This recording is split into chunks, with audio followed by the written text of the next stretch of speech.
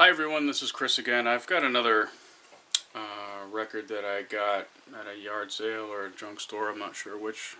Maybe a junk store.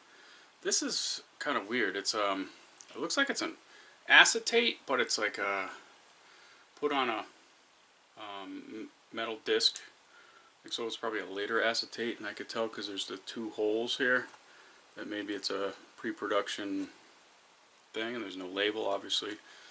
But it's about the Titanic, and it goes through the story of the Titanic. There's a guy with a very New England accent as the narrator, and he's talking about the history of the Titanic, but he's focusing on a guy named Charles Hayes, I think his name was. He was the CEO of the Grand Trunk Railroad, which the Grand Funk Band named their band after. But anywho, and this is about the Titanic. There's some music on the other side. I don't know what it is. It's kind of interesting because the sound, it sounds like it was recorded, in a home recorder type thing. But then there was some added spring reverb echo, almost like a simulated stereo attempt on the recording. But it's worth a listen. It's got some damage here. It just looks like it was an acetate because it's like pressed on this thing, and here you could tell there's some damage where maybe it didn't press on right or something. But anywho, have a listen. Tell me what you think. I don't know if this is educational film strip stuff, or I don't know what it is, but it's one of my things that I like and I don't know what it is. Help me, bye. So here we go. Let's check this out.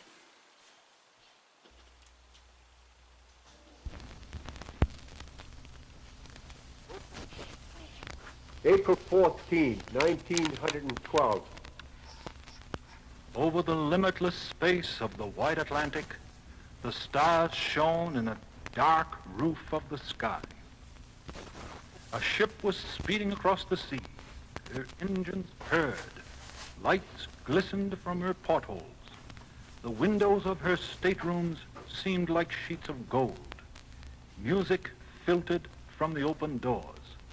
Passengers strolled the decks. A chilly wind ruffled some of the curtains in the open windows. A feeling of security prevailed, even among the most timid of the passengers. This was the Titanic. Her captain was E.J. Smith, Admiral of the White Star Fleet. He had no reason to entertain fears about his ship. She was the world's largest ocean liner, a floating palace, empress of the seas. She carried 2,500 passengers. Her crew numbered 860. This vessel, all the world had been told, could not sink. Everything possible in the line of precaution had been taken against any kind of ocean disaster. In comparison, all the other vessels were toys, and all previous attempts at marine supremacy were feeble indeed.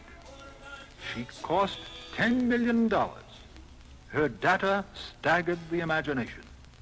Her speed was 25 knots. She was 882 foot long. There wasn't a newspaper worth the name in the whole wide world that hadn't told this ship's fantastic story. If she was hit, all they had to do was to close off that portion of the ship and sail on to the nearest port for repairs. Her hull was of rugged steel plate, fastened together with tons of rivets. Her rudder alone weighed 100 tons. Her anchors, 15 tons each. She was a four-stacker and 11 decks high. She couldn't find words big enough to describe this ship. Stupendous, colossal, without peer, without parallel. Yet, as far away as it might seem, this little state had a stake in this ship this night. On board was Charles M. Hayes, president of the Grand Trunk Pacific Railway. Already underway in our state was a project, this project, the ultimate of which was to link this little state from tidewater to the endless network of railroads extending through the heart of the nation and beyond into the teeming heart of Canadian commerce. Already millions had been laid out in this state for this project. Work was in full progress throughout the state. Everybody in Rhode Island, as a matter of fact, at this moment, was directly or indirectly tied in with this man's gigantic plans. Yet there he was, looking like an ordinary individual, walking the decks of the Titanic, coat collar up, puffing on a cigar, chatting in the most jovial frame of mind he had shown in months. And suddenly a message broke the stillness between that ship on the high seas and the continental United States. Struck an iceberg, all passengers safe. Yet, were they all safe? Had man finally subdued the raging ocean? Would this ship weather this storm if it was a storm? Sure, somebody said. They'll sail the big Titanic into shallow water, make the repairs, and sail on to complete the maiden voyage from Liverpool to New York. Yet, in many quarters, there was apprehension. But in the home office of the ship, there was no fear. There was confidence. She'll make it, they said. She's too big. Nothing can break her. Headlines proclaimed the ship's plight throughout the world. And there wasn't a living soul who didn't wait for the next issue of the newspaper. On board the Titanic, it was a different story. Warnings had come down from the watch saying that they were in the ice fields, that huge floating icebergs had been spotted at a distance. But what did they care? This vessel was safe in any situation. And in the saloons, they went on puffing cigars, joking and dancing as the orchestra played happily. Captain Smith stepped out on deck, his neat white uniform adding to the luster of calmness which he seemed to have. And suddenly a voice boomed. "Iceberg, dead ahead!" Captain Smith gave an order, swerving the ship from her course. But it was too late. The ship grazed the hidden shelf of ice under the towering blue iceberg. Her hull was opened, as if with a can opener. Only a slight shiver had been noted throughout the ship. The music played on. Passengers in the steerage far below slept. Nothing thus far seemed to warrant any fears.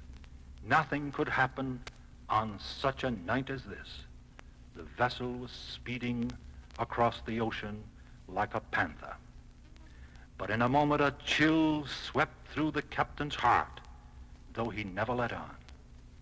"Close the emergency doors," Captain Smith said. "They're closed already, sir." "Have the carpenter sound the ship," the captain said. Captain Smith went out into the chart room, and the instrument before him told him a story, that the ship was listing 5 degrees, a precarious situation. "Man the pumps!" In the next breath, Captain Smith gave still another order. "All hands on deck!" By now the steam sirens were screaming, giving notice of the danger. All stewards, came the call from the chart room. "Alert all passengers." Stewards hurried around, knocking on doors, summoning the people, warning them. "Go away," some passengers said. "We want to rest." Captain Smith summoned the third officer. "Go below. See if the water is coming in very fast. Take armed guards with you. Make sure the stokers and the engineers stay at their posts. Don't let them get away. The officer was soon back again. It looks pretty bad, sir. Water is coming in, filling the bottom. The stoker has sprung the locks on the compartments. We can't possibly hold out. Captain Smith's face turned ashen. He grabbed the intercom again. All passengers on deck with life belts on. Now the confidence that the passengers had in the ship seemed to disappear. Panic, that fearful agony that shatters men's souls in times of disaster, gripped the whole vessel, and people piled out on deck like dumb-driven cattle. All men stand back, women and children first. Officers drove the men back as they tried to push their way out front. There were curses now in all the languages of the earth. Cowardice burned deeply. Courage faded away. Men pushed forward. Shots rang out. Some men fell forward to be trampled upon by the others. And far below, the wireless operator, stuck by his keyboard, his life belt around his waist, sounding the news to all the world that this mighty leviathan of the seas was sinking, going down. An order came down from the chart room again for the band to start playing and to keep on playing. And they began to play a hymn. The sea was smooth like a sheet of glass, and the stars shone from the windows of heaven. It dawned on the master of this ship how ill-equipped he was for this disaster. All these lives to be saved, only 20 lifeboats. He prayed that by some stroke of divine power, this whole scene of panic might be transformed into order, that this huge gaping hole which he knew to exist in the ship's underside could be mended and made sound again. And yet he knew it couldn't be, and he must face the problem. Lifeboats were now made ready. Those lowered on one side of the ship capsized from inexperienced hands, and on the other side, they just touched the sea safely. Men were screaming and cursing. Women wept. Hysteria echoed above all the commands that came down from the chart room, above the screech of swivels letting down the lifeboats. Some didn't wait, but jumped overboard. Men tried rushing the boats and were shot down.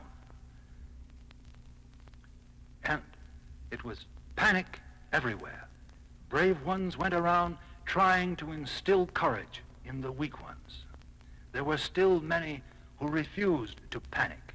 They felt all would be over soon, that the ship would hold out. The ship would not sink. And among these was Charles Hayes, so now well known in Rhode Island, whose project was here unfinished.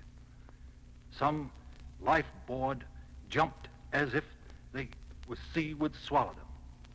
Now there was a series of explosions, as if the bulkheads let go against the onrushing sea. Stokers appeared carrying iron bars with which they tried beating back women and children, and some carried shovels and beat down the people to get to the lifeboats. You could hear the steam hissing out of the breaking pipelines. Screens of smoke drifted upwards from deep in the ship's heart. A rescue ship, the Carpathia, was steaming to the scene, having picked up the message, but she was still beyond the ocean's ridge. Now it was getting too late for any more lifeboats. The ship now was already down, her bow headed down.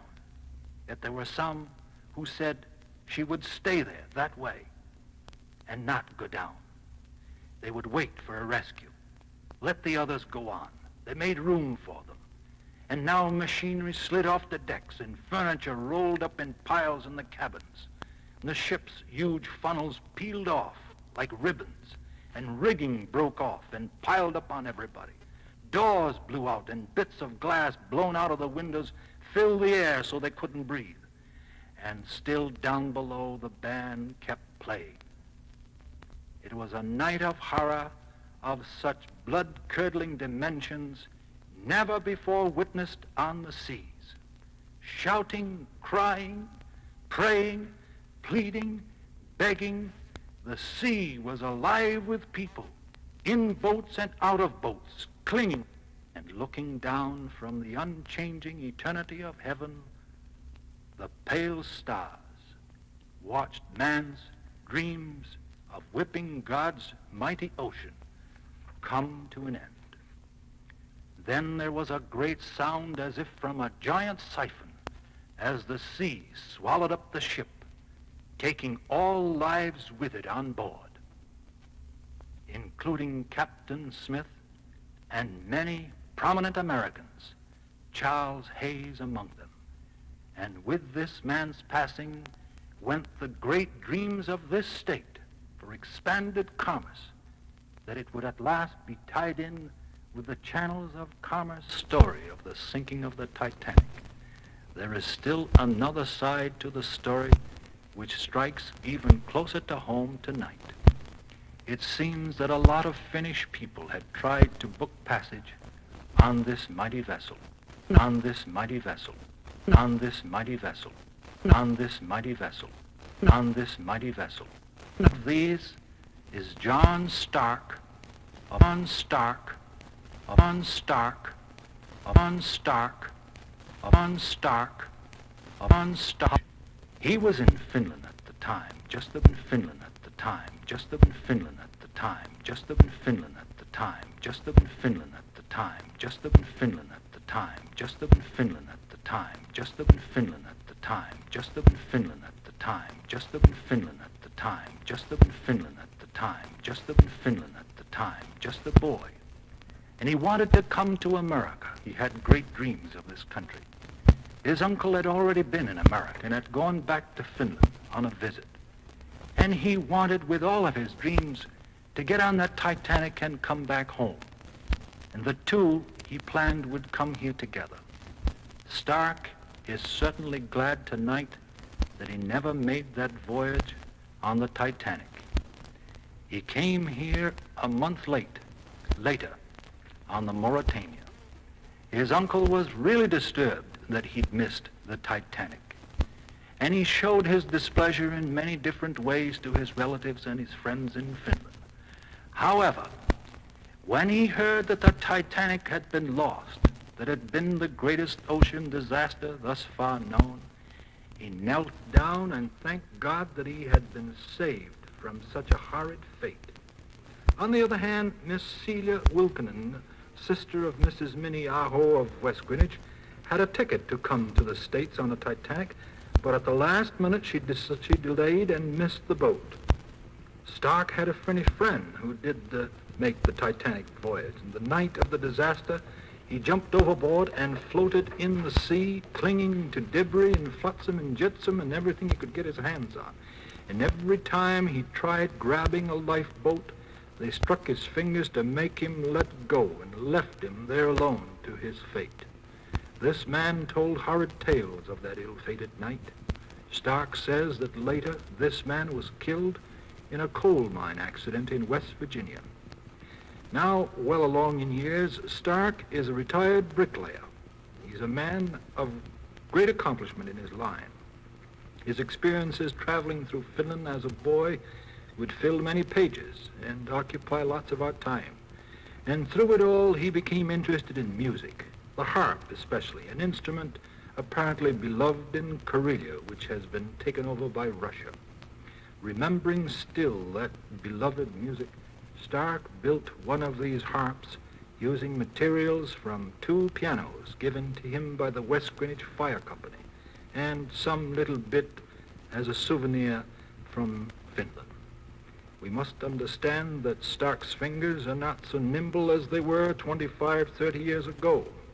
What with all the years he's put into bricklaying and stonework, particularly in New York City, where he supervised some exceedingly large jobs. Nevertheless, he can still pick a tune out of this extraordinary instrument. I got him to practice up these past few days, got him to oil his fingers and prepare for this occasion. And now, John Stark, singing a song which every Finn will recognize, furnishing his own accompaniment on the sweet-throated Karelian harp made in West Greenwich, and still offering souvenirs of Finn. I play this Finnish harp, kantele, and sing this Finnish song in memory of those 78 Finns and 1,500 other nationalities who lost their lives in the greatest ocean disaster in 1912 during the singing of the Titanic.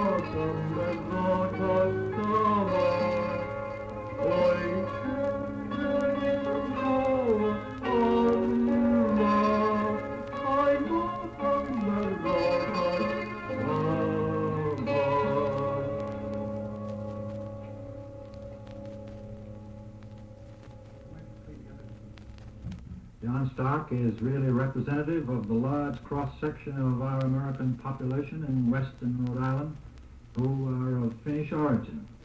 He is a typical, solid American citizen. He's a great credit to his race and his people. His son served in the Second World War. Lieutenant Commander Benty Stark is now in the Armed Forces College at Norfolk, Virginia. He is indeed proud of his father's accomplishments in America, and we are in turn proud of him too.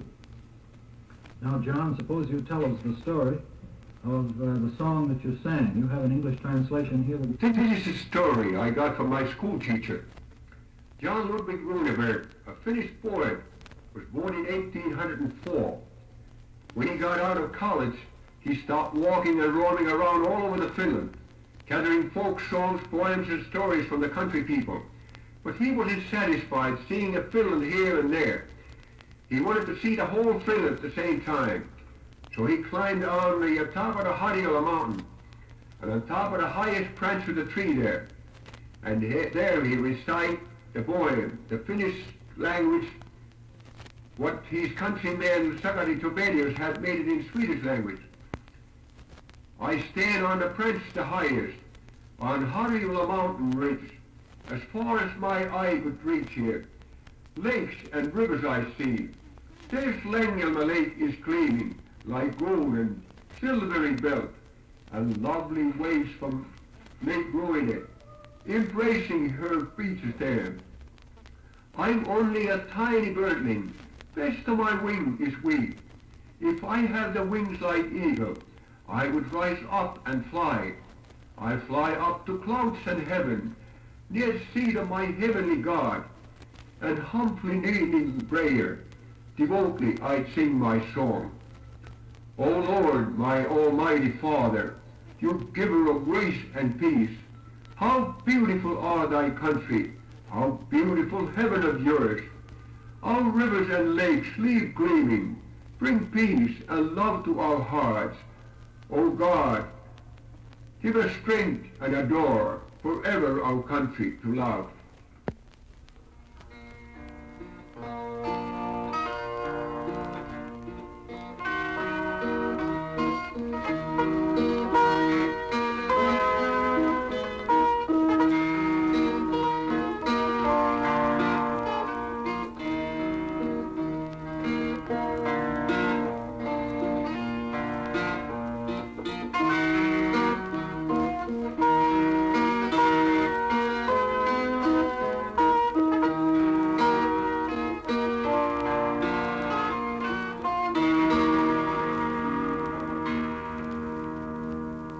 January waltz was also danced on at Titanic that night. And also, another waltz was composed by Finnish composer Meri Kantor. Summer Night Waltz.